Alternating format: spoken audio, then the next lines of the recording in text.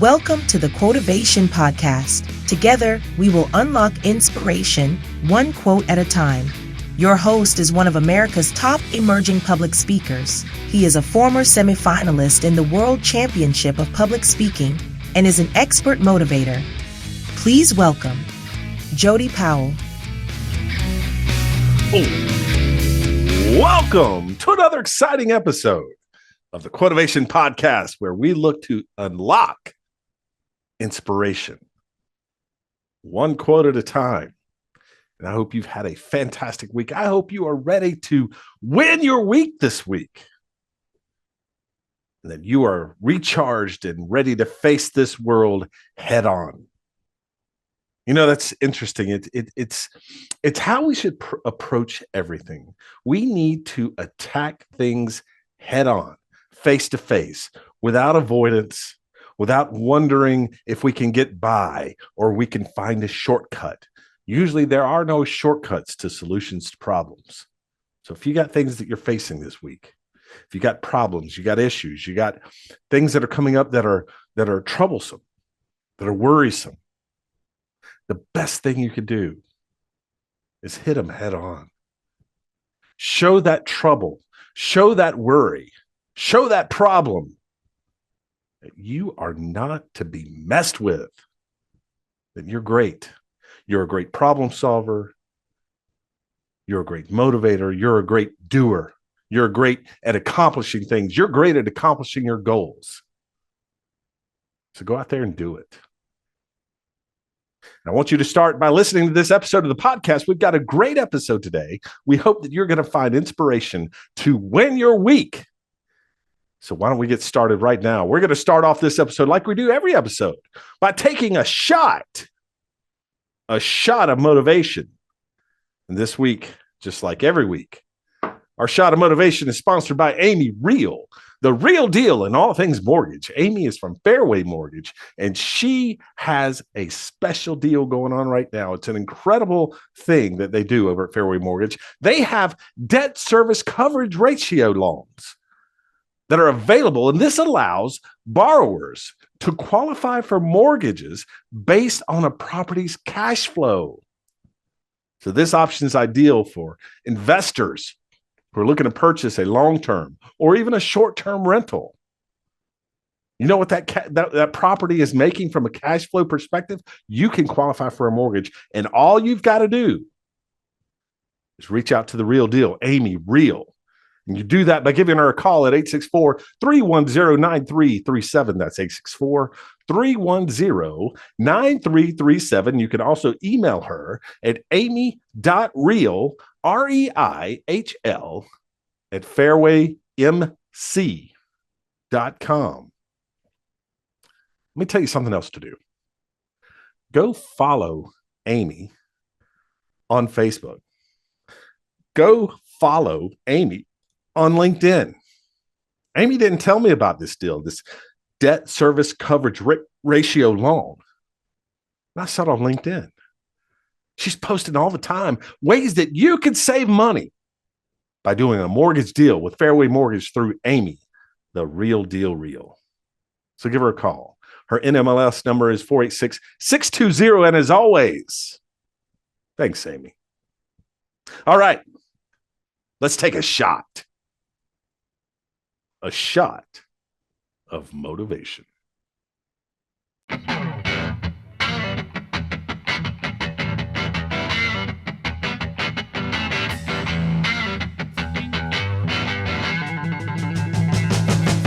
It's time for a shot of motivation, where the vibe's like taking a shot, but the high is pure inspiration. This is a quick, powerful boost of motivation to fire up your spirit. Get ready for a rapid infusion of uplifting stories, impactful quotes, and game-changing ideas. It's the swift, potent dose you need to amp up your game and win your week. It's a shot of motivation.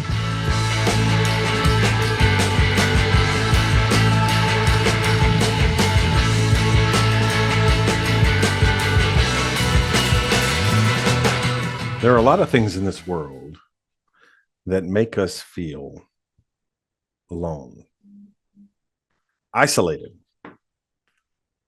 Like no one else in the world is going through what we are going through.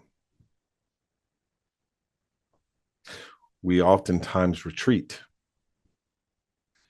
We isolate ourselves. It is the fight or flight. And a lot of times we choose flight. Now, we can choose that physically, where we just kind of go away and lock ourselves in a room or lock ourselves in the house and avoid the public, avoid anyone that wants to be in contact with us. Just recently, the world lost Richard Simmons. Now that was a character right there. He was something. Vivacious, friendly, over the top, some would say. I just think he was a little extroverted. But in the waning years of his life, Richard Simmons, for whatever reason, suddenly went into seclusion, isolated himself from a lot of people that cared about him, a lot of people that were friends, loved ones. We don't know why. We may never know why. But it's such a lonely feeling to be inside the house, inside a room, knowing that there's nowhere to go, nothing to do, no one to see. Now, that's a type of isolation. There are others. You could be completely isolated inside a full room full of people. You can be all alone at a party, at a table for 12, at a work function, at a community event. You can be isolated and all alone in a church service. We don't have to disappear into seclusion to be alone. Mentally, we withdraw. And there are a variety of reasons why we do it.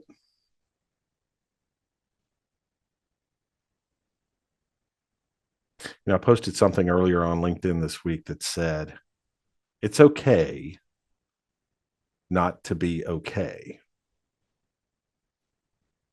But it's not okay to stay not okay. And there's a lot of truth to that.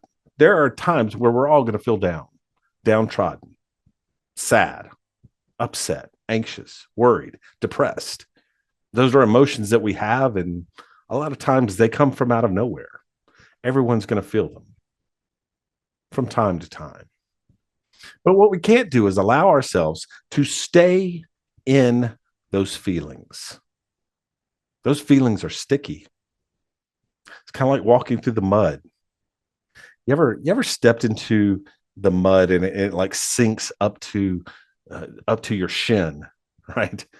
And you struggle and you pull and you finally get your leg out of the mud and you realize that your tennis shoe is still stuck in the mud. That's what not being okay is like. It's sticky. It's muddy. It's a miry clay.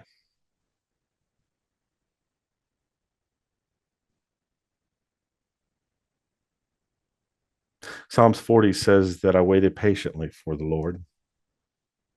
He inclined to me and heard my cry. He lifted me out of a pit, out of the mud, the mire.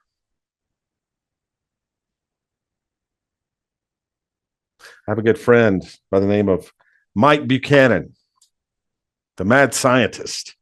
And the mad scientist, Mike Buchanan, and I are going to be embarking on a fun project coming up that will be on nationwide television, believe it or not. Abundant TV. Christian network television station that you can download if you go to Roku. It has, or Apple TV. It's a free channel. You can download one of their channels. Abundant Television is there. You can see all kind of wonderful Christian programming. Mike and I are going to be on a show, a 30-minute show that coincides with Wrestling for Christ's launch on Abundant TV. And we are going to be doing a wrestling news show, but we're also going to be featuring a segment called Finding Tomorrow that talks about particularly men's mental health and the challenges we face as Christian men in a broken world. Now, Mike is extremely qualified to talk about this. He's written a book. Feeling down? Look up. It's a devotional book. He was kind enough to send me a copy. And I hope he doesn't mind, but I'm going to read one of these as part of my shot of motivation because it speaks directly to what we're talking about. And he always starts one of these off with a Bible verse, which I think is great. He says, when Jesus therefore saw his mother and the disciple whom he loved standing by, he said to his mother, woman, behold your son. Now, he wasn't talking about himself here. Jesus was saying to his mother, Mary, I'm going away. I'm hanging on the cross. I am about to die. I'm about to be resurrected. I'm about to ascend into heaven. I'm not going to be here physically. Standing next to Mary was John, one of the 12 disciples, the disciple whom Jesus loved. Now, Jesus loved all of his disciples, but he had a special place in his heart for John. And he looked at John and he looked at Mary standing there at the base of the cross. And he said to Mary, he said, woman, behold your son. He's asking John to take care of his mother. And this is the devotional that Mike put together. One thing that can cause someone to look down the easiest is when they feel isolated. People can feel alone even in crowds. How much more than when they have lost the most important person in their life? Jesus understood we would all face situations like that in our lives, and he knew what we would need. Jesus is hanging on the cross. He's barely alive. He only has minutes to live. And he looks down and he sees two people. One of them was his mother. One of them, his closest friend. And they are both at the foot of the cross. Yet even through his pain, he sees theirs. He has a plan for them to take care of each other in the following years. They look up at him to hear what he says, and he has them adopt each other. Jesus has the same idea for us. He wants us to adopt our Christian brothers, sisters, mothers, fathers, those older in the faith than we are. He intends for us to never go through life alone. He wants us to care for one another. He's still looking out for us in what seems to be some of our darkest times. So look up. Now, I don't know where you are in terms of your faith and your religion or your beliefs. The Quotivation Podcast is not necessarily that of a religious podcast, but I have a very strong faith in Jesus.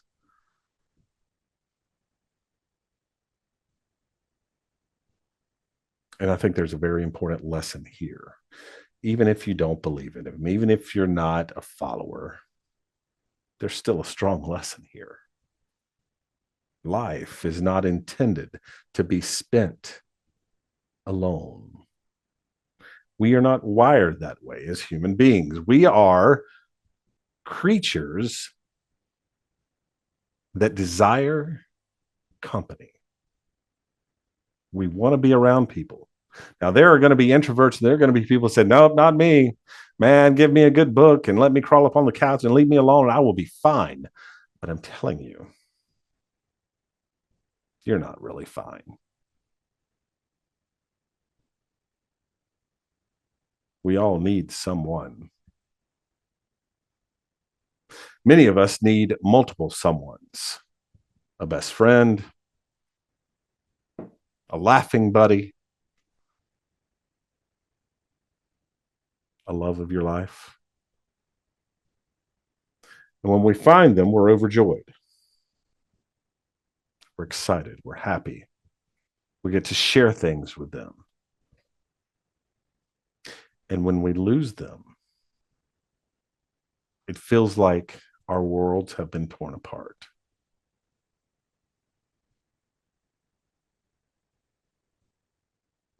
But even when the worst tends to happen, as Mary stood there looking up at her son, dying on a cross, the thought of a parent losing a child is unimaginable to me.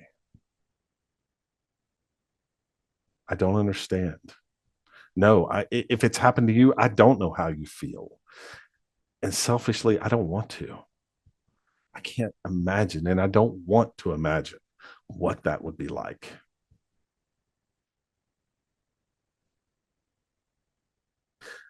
But for those who have,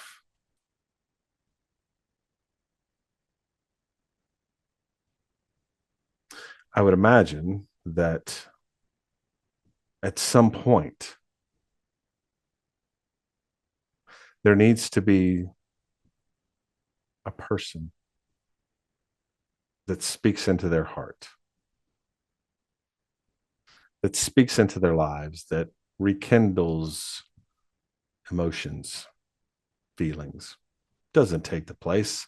No one ever could. No one ever could. But it does allow healing, and it does allow those emotions to be felt once again. We need each other.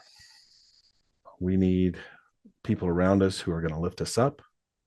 We need people around us that are going to speak truth into our lives. Now, if we all need that, then guess what we need to be to each other? We need to be that to each other. We all have a responsibility here.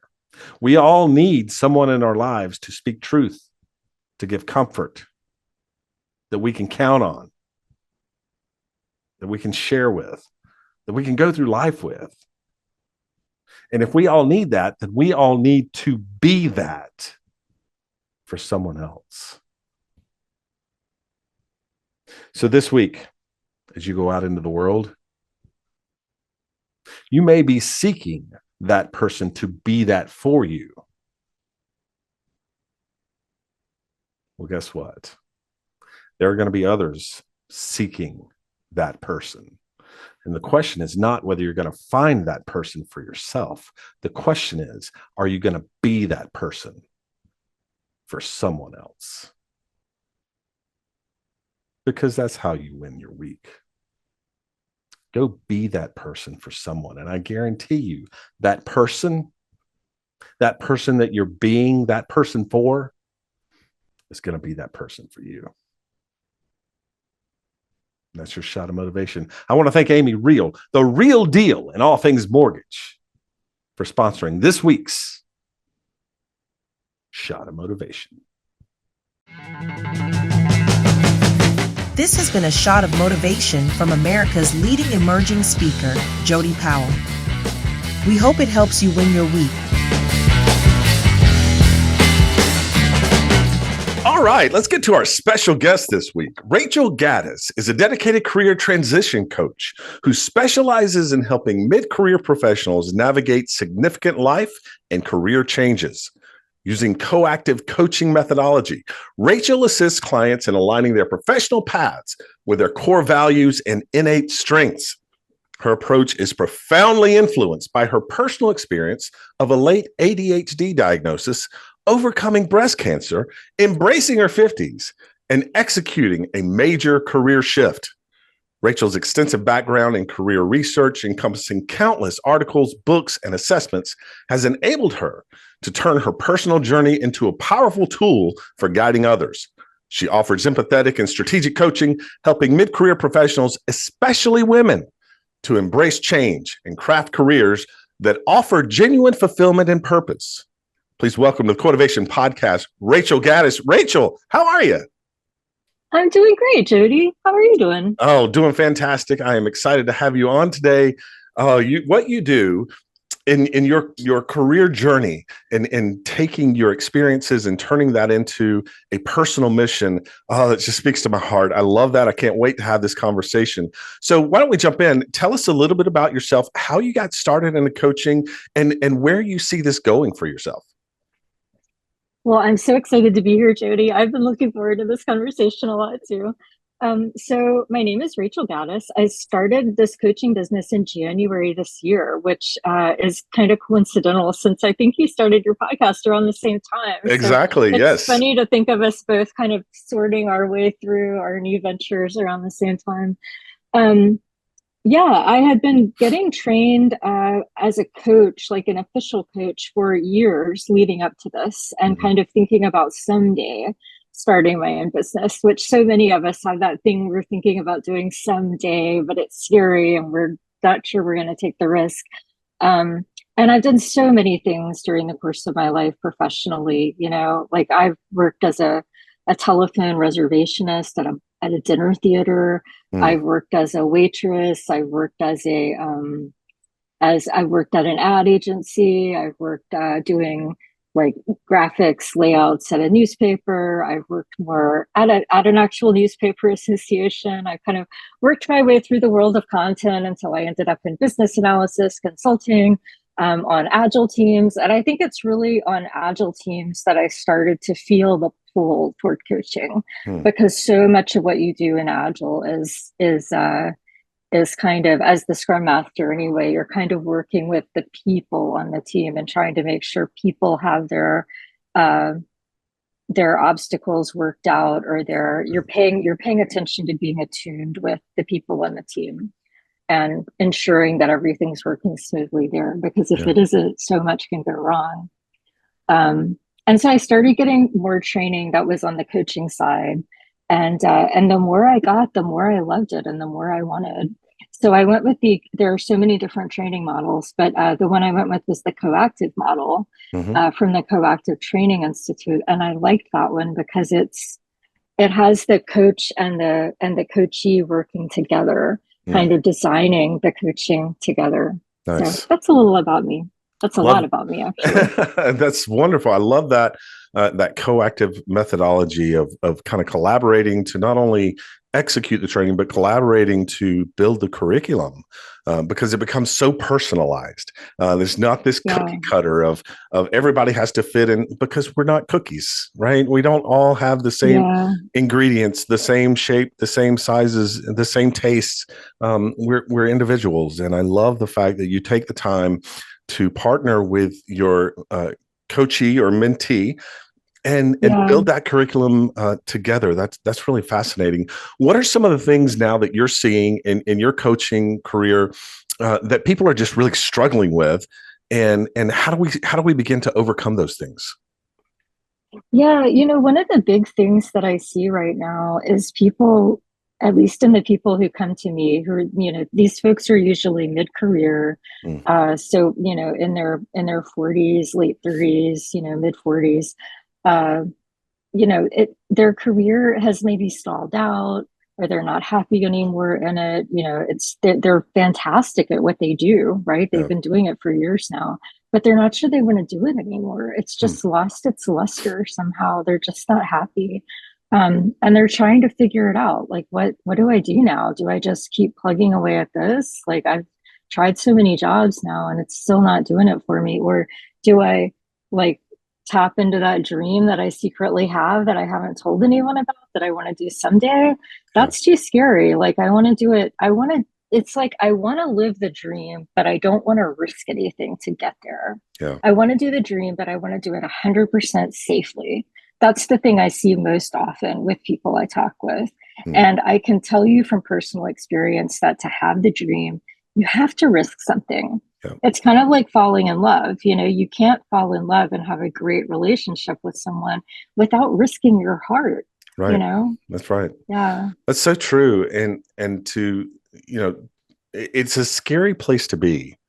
For individuals, especially as you say, that are in their 40s or in their 50s, like us, to come to the realization that everything I've done for the last 15 or 20 years has left me unfulfilled, and now I don't know what to do.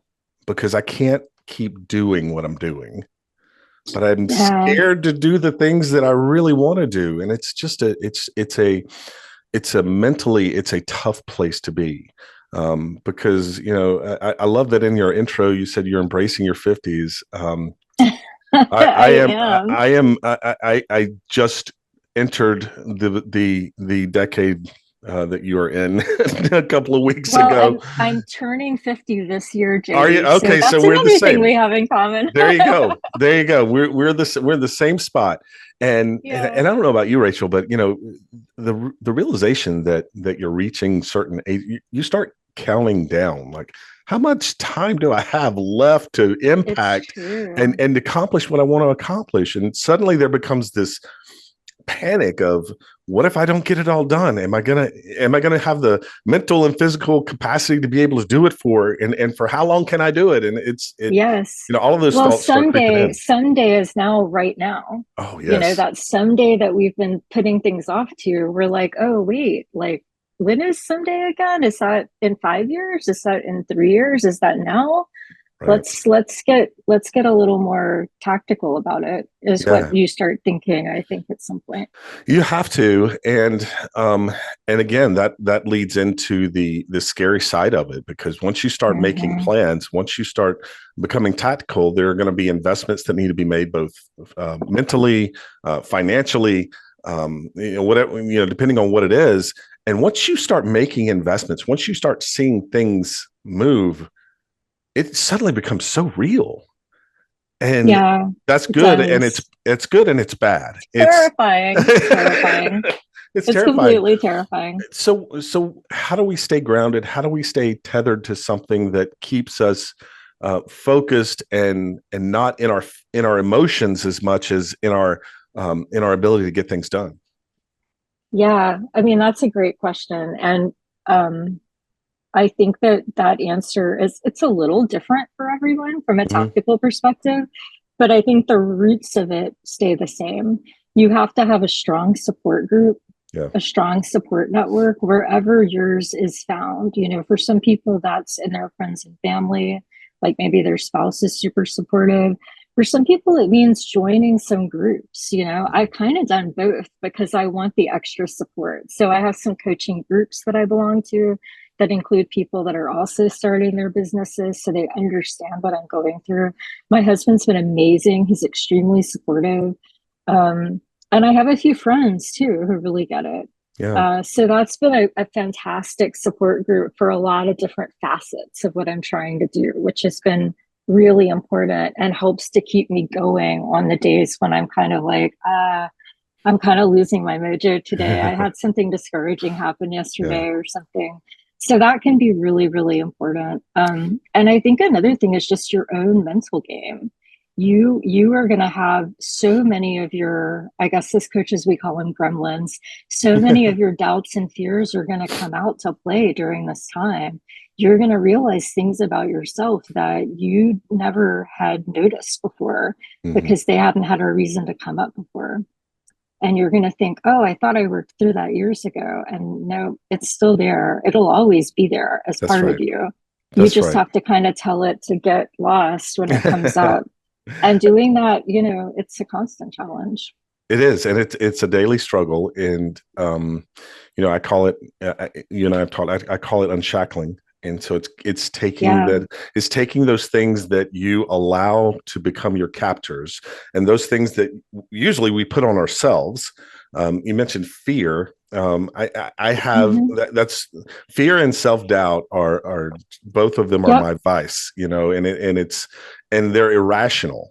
They're irrational fears. You start going back in your mind, and someone hasn't gotten back with you in an email or a text, and you start thinking, "What did I say? What did I do? Why are they mad at me?" Yeah, you do. What happened? How did I ruin that relationship? And whether it's a friend or a colleague or a potential business partner, you just start getting in your own head. That little voice in your head yes. is like, oh, this is you. See, that's why nobody wants to work alone. Right. Exactly. Oh, it's yes. got all this stuff to say. That's the same refrain you've been hearing since you were 10 or whatever. And you just kind of get in this spiral. And recognizing that voice when it comes up is really important, because then you can say, then you can kind of have a fact-based response to it, which Yep. you would have to have pre-prepared by thinking about what all of your, what all of those negative voices are that tend to talk to you. That's right. But yeah, if you can come up with like, like with the self-doubt thing, sometimes it's, I'm not good enough to be doing XYZ, or I'm not qualified enough, or I haven't been doing XYZ for enough years, or, it could be like um, it could be anything. I'm not funny enough, people don't like me, Hmm. anything. Yeah, And then you come up with, your data points to counter that. Well, that's you right. have, these friends that you've been friends with since whenever, or you have, there was that one time when you went to a party and this happened, or look at all the jobs you've successfully won over the years, or look at all the years that you've been doing XYZ skill. And those are all facts, actual facts that you can counter with when that little voice comes up in your head, Yeah, and it helps to make it go away. it certainly helps, and I think one of the things for me that really is helpful in that too is recognizing who the enemy is here, and that little voice inside our head is us. It's me. I Yeah. am my own worst enemy, and I need to Yeah. recognize that my enemy knows me well because it's me. Yeah. Right. And, Yeah. and so, but the good side, but the flip side of that is we also know our enemy very well. And so we know how to get ourselves out of that. And I love what you said there, using those fact-based counterpoints to flip the script and to turn that captor into, turn that fear into energy that can be used to Yep. accomplish things. And Yep. it's so funny when you face the things that you're fearful of, whether it be somebody hasn't, text me back. I wonder what I've said to them. Yeah. Give them a call. See what's up. How you doing? Haven't heard from you in a while. And usually it's like, oh, I'm so sorry. I've been busy. Let's figure this out. And all of a Yeah. sudden the fear Yeah. goes away. So just, turning that into energy and action is such a great way to counter all of that. Action is the best way to counter it, because So you true. often, action teaches you what's Mm, going on. Action illuminates what's happening. that's exactly right. Um, and I find that in, my little fledgling business as well. Sometimes there are things I'm afraid to do, like I'm afraid to post because what will people think of what I've Mm, posted? Or yeah. I'm afraid to put this thought or that thought out there because what will people think? And action is the best way to counter those fears, because it teaches me something about it. Maybe I post and no one reacts. Like, Yeah. nobody cared. It's like what was I afraid of? Or Yeah. maybe I post and people love it and they tell me nice things, and I'm like, oh, look, that went actually really well. I'm on the right track. Yeah. But it And always teaches you something. it does. And then there are going to be times where our fears are realized.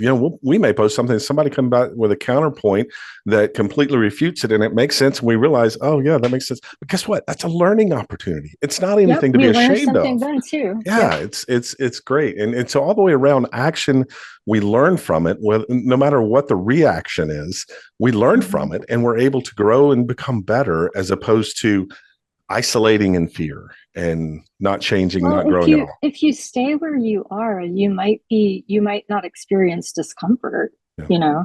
but you also won't get to experience any growth or Mm, any change. So I think what I have done in my life to date, and what I encourage some of my clients to do, depending on their situation, is think about, like, what do you want? Because mhm. it's really about what they want. It's not about what I want. Yeah. So I ask them, what do you want? Like 5 years in the future, do you want to be waking up in the morning and doing this? Right. And a lot of times they're like, no, I really don't. I'm like, okay, so, and sometimes thinking about your future you as a different person. So, like, your future you, looking back, will they be happy with what past you has done Mm, this year right. to, like, create the future you's life? Like, do your future you a favor, Right. I love make that. life better for future you next year or 2 years from now. What can you do this year to do that? Right. That's another great quote. I love that. Do your future you a favor. That's fantastic. I love that one. Yeah. That's really good advice. Because sometimes that helps people remove themselves enough from their current fears, doubts, whatever, right? So that they're thinking of themselves more objectively by just kind of dissociating that one layer. It's interesting. Yeah. It's worked for me before, and it works for a lot of people as well. It's powerful. It's powerful. And Rachel, you also have something for our listeners, a free gift. Tell us a little bit about this guide and what it's about and how we can access it. I do. I'm excited to share this with everybody. It's a guide to how to recognize toxic workplaces. And I put this together because so many times, folks, and this has happened to me in my life, and that's one reason I created it. You're in a workplace where you feel like you're not sure if it's you that's the problem that keeps making mistakes or making your employer happy, or if it's something wrong with the workplace. Like you're starting to wonder if is it me or is it them? And so this is a guide that I called It's Not You, It's Them. It's really, really them. A guide to toxic workplaces. Because that's the kind of guide that I always wished I had at those moments, something to sort of walk me through, okay, how do you objectively recognize it? Because by the time you're in that situation, you just, you're just not in a strong place mentally to be able to rebuff that kind of emotional manhandling, so to speak. Jody will be sharing the link in the show notes, but it's a really fantastic. I've had great feedback on it, and it kind of gives you a little bit of a nudge to say, okay, this is what's really happening to you. Now, what do you want? Like, do you want to stay? Do you want to try to make changes to it? Do you want to try to adjust it? It's hard work to try to change an environment that's been that way for a long time and doesn't want to change. So I do caution folks against trying to do that, because I've done that myself. I've tilted at that windmill, and it's not rewarding. I'll put it that way.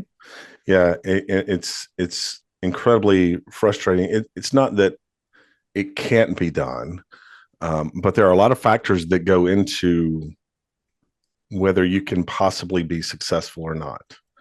And it really comes down to fight or flight, right? I mean, you can either fight for it and try to change this culture, but at the end of the day, if the culture is unwilling to be changed by you, don't let it change who you are. And that's difficult, right? I mean, it is. Yeah. Mentioned in the guide that there's this slow breathing of toxic fumes while you're in the environment, and it's such a great analogy, because it's not like something that necessarily smacks you right in the face. It's something that happens over time, and we don't realize it, and suddenly we turn around, and we look around, and we're like, I don't like who I am when I'm there. What happened, right? Yeah. So, that's a fantastic guide. I will definitely be putting the link in the episode notes, so check that out. It's a free guide. I've read it. It is fantastic. It is spot on. It gives you great guidance through how to handle it, and figure out what your steps are for you. And I think that's incredibly important when trying to overcome a toxic environment like that. Thank you, Jody. What I love about it too, Rachel, is that it doesn't necessarily apply just to toxic workplaces. It can apply to anything that is toxic in your life. Yes, that's true. It's the same elements. It's the same symptoms. A lot of it is the same things that we have to think about, and whether that's severing a friendship or really having a difficult conversation with someone to say, hey, listen, I love you, but we've got to change the dynamics of our relationship. And those can be very hard to do. But this guide is helpful. Because you're tempted to do the status quo. But one thing I think, I'm really glad that you liked it and got a lot out of it, Jody. And I think your listeners will too. I'd love for you guys to let me know what you think of it. Absolutely. After you read it. Yeah. Yes, definitely. And we're going to be putting your contact links into the episode notes as well. How you can connect with Rachel on social media, LinkedIn. Her coaching company has a LinkedIn page that you can follow on Facebook. So we'll be putting in how to reach out to Rachel for not only just what's in the guide, but what she does in terms of helping you navigate your career, navigate the changes that you want to make in your career. We're going to give you those links so that you can get in touch with Rachel. But right now, I want to dig in, Rachel. Let's talk about your quote. I love this one. Yes, I love this quote too. It's fantastic. This is a quote too that I think speaks to me because it's inspiring to me for my clients, for myself, and my past, like changing careers and just seeking what I hadn't found yet. And the quote is, "The measure of intelligence is the ability to change."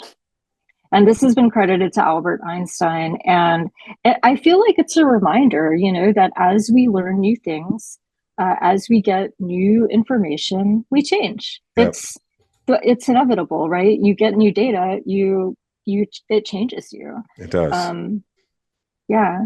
And sometimes that means you change your career. It absolutely. And change is always one of those things that when people hear change, it's scary, and there's a visceral reaction to it. But because we get comfortable, we get complacent.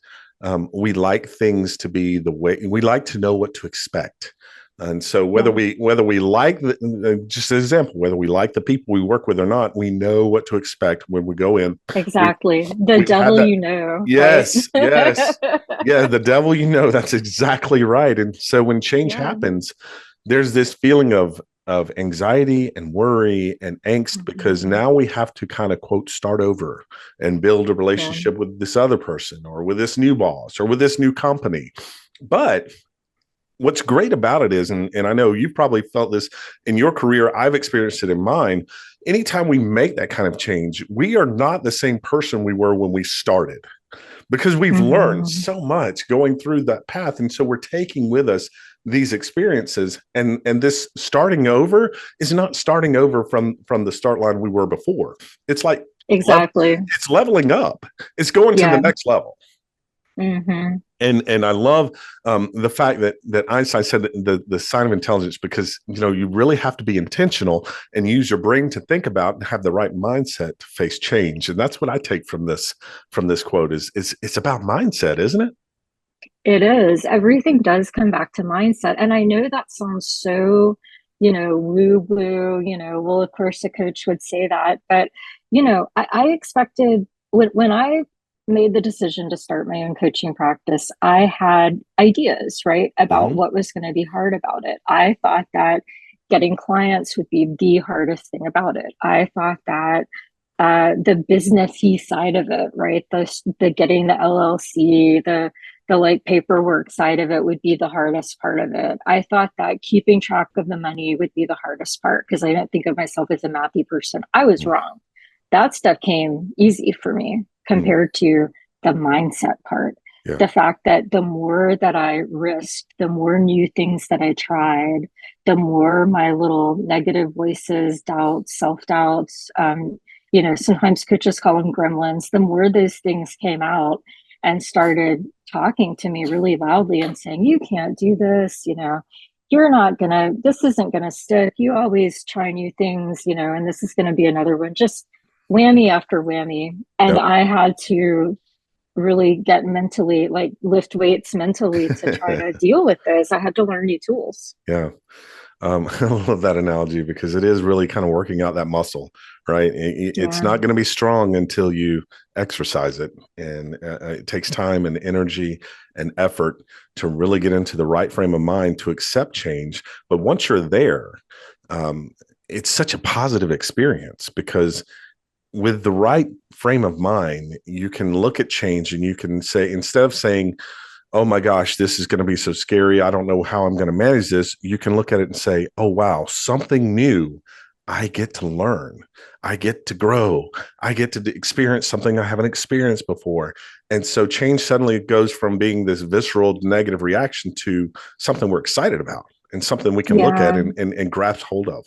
And so I think but you're right. I mean, it's a daily grind to stay in that mindset, because you have to work at it, right? It's like, and sometimes, everything comes back to relationships for me, because I think relationships are important. So I liken it to being in a good relationship. It's not like you meet the right person, you fall in love, and then you ride off into the sunset and everything's great ever after. You still have to work at it. Yep. You still have to kind of do that maintenance work, or, something will pop up and you'll have to kind of together tackle that once in a while or something. It's the same thing. Yeah, this is just like anything that you want really badly. You have to work at it. You have to work for it. That's exactly right. You do. Well, Rachel, as we begin to wrap up, I want to ask you this question, because one of my things I love for my audience to be able to win their week.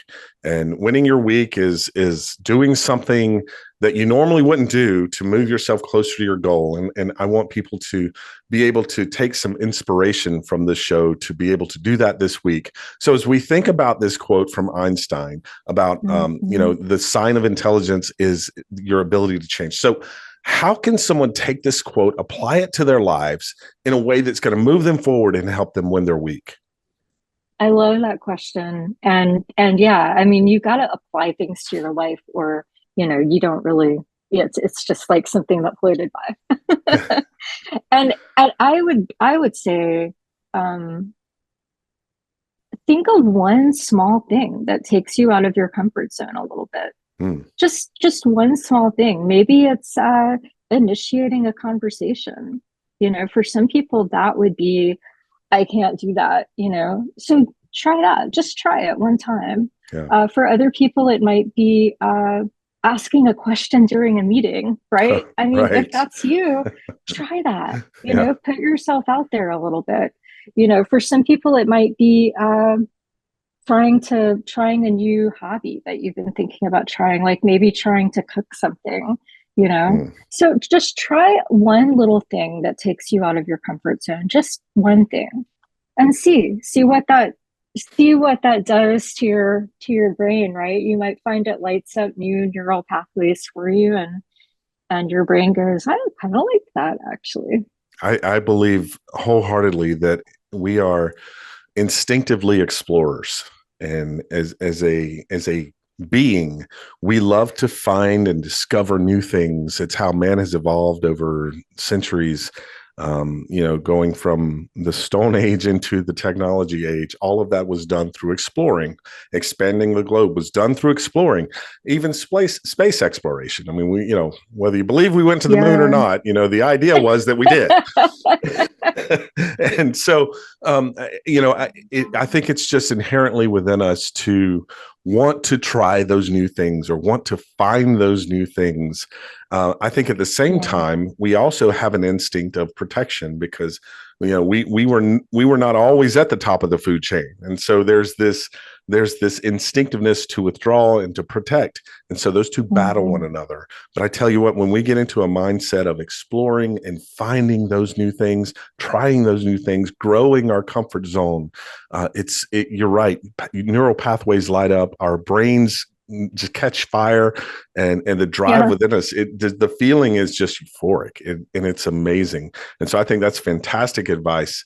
Advice for our audience in ways that they can win their week. She is Rachel Gaddis, and she is an incredible career coach.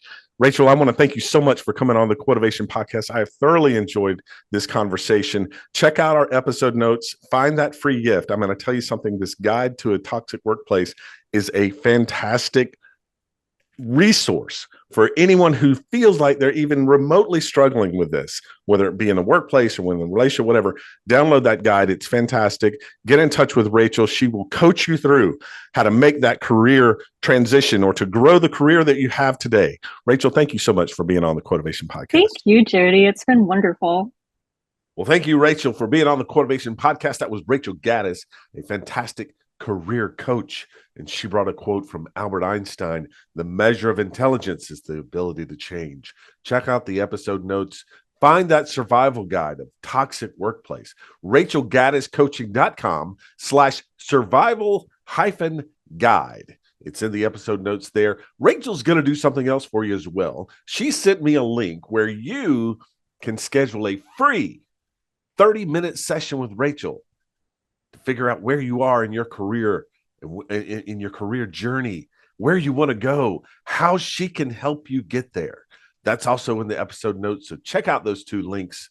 And again, thank you, Rachel, for being on the Quotivation Podcast. Now, before you go do that, stick around because we've got just enough time. It's time for the last slice of cheesecake.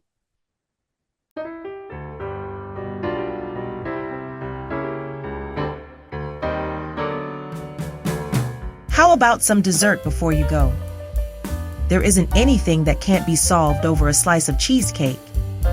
So before we wrap things up, sit back, relax, and enjoy the last slice of cheesecake.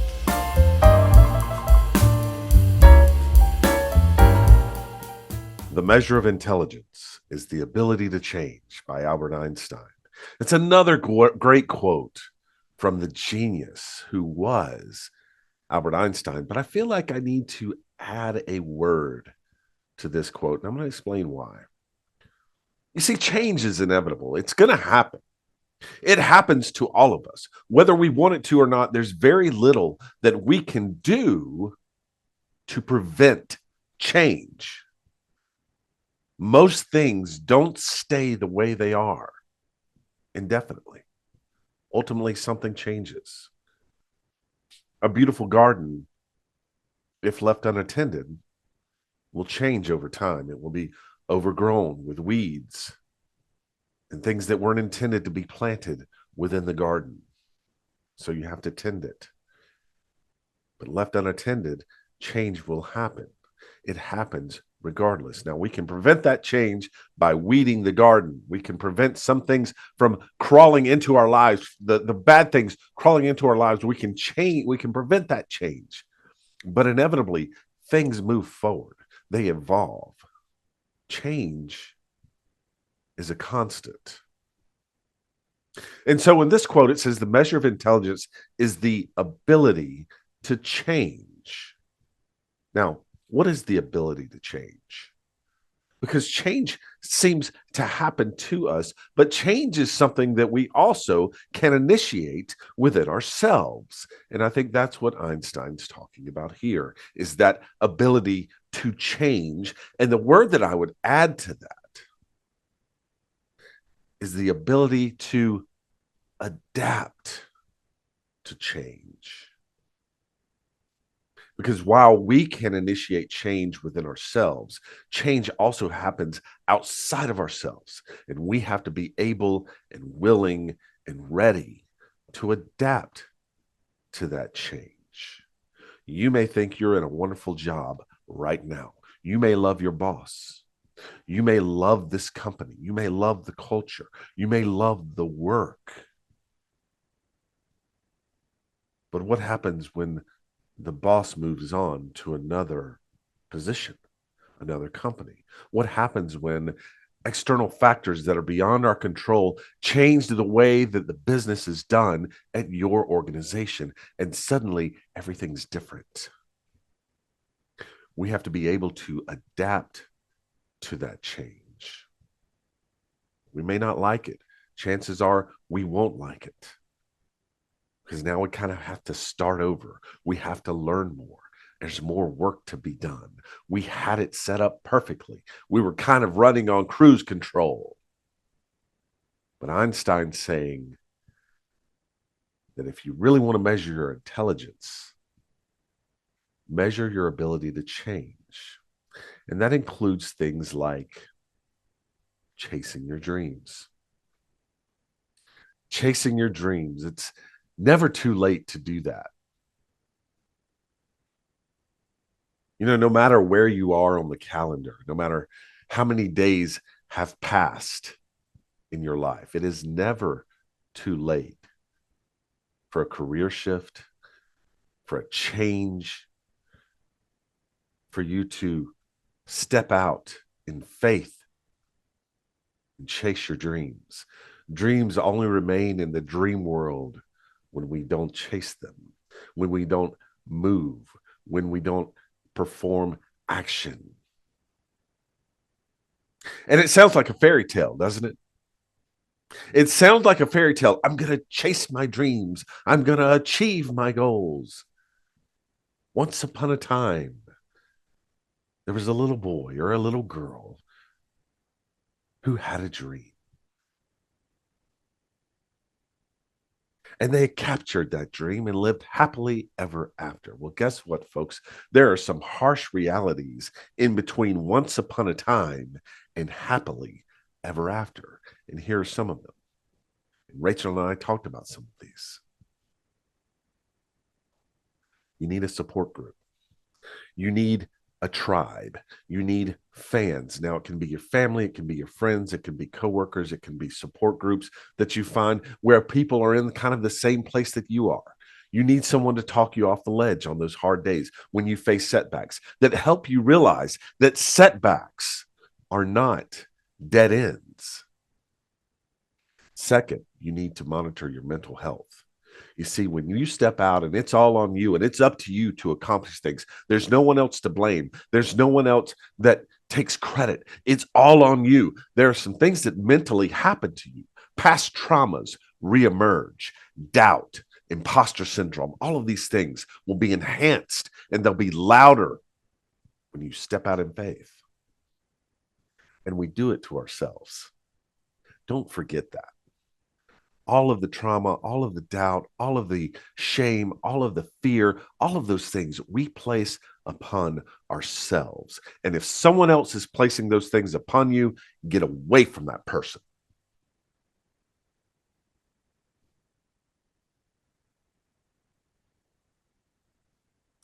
The third reality when chasing your dreams that this is not a fairy tale. It's not. Most things are going to take hard work. It's going to take difficult decisions. It's going to take sacrifice. It's going to take faith. It's going to take belief in yourself. So the dream, the goal, whatever it is that you're trying to accomplish, it better be worth all of the sacrifice and all of the work and all of the doubt that you have and all of the fears that you'll face and all of the mocking and criticism that the world will throw at you. Make sure your goal is worth it to go through all of this, because it's not going to be easy. But if your goal is worth it, if your dream is worth it, and if you find fulfillment in what you want to do, then you will find a way to overcome everything that we've just talked about. You will work hard, and it won't feel like work because you're following your passion. It'll be fun. You'll be tired. You'll be stressed. You'll face difficult decisions. You'll face hard times. You'll have to sacrifice. But in the end, you'll be so much more fulfilled than just being a cog in a wheel. A cog in a wheel where you're incapable and unable to impact and affect change. A cog in a wheel where change isn't caused or isn't done by you, isn't initiated by you. Change happens to you. You'll be so much more fulfilled. Use those fact-based counterpoints that Rachel talked about to attack those irrational fears, the doubt, the shame. And of course, I love what she said. Action is the best way to eliminate your fears. Hit them head on. There truly is nothing to fear but fear itself. Face that fear. Turn it into energy. Use it. Manipulate it. Let it be your fuel. Action is the best way to counter those fears. And finally, and this is what I think you are going to use to win your week this week. We all have those things that we say, someday we'll do this. Someday we'll start a podcast. Someday we'll do a career transition. Someday I'll stop being an accountant and go after that dream, whatever that is. Someday. You want to win your week? Make someday today.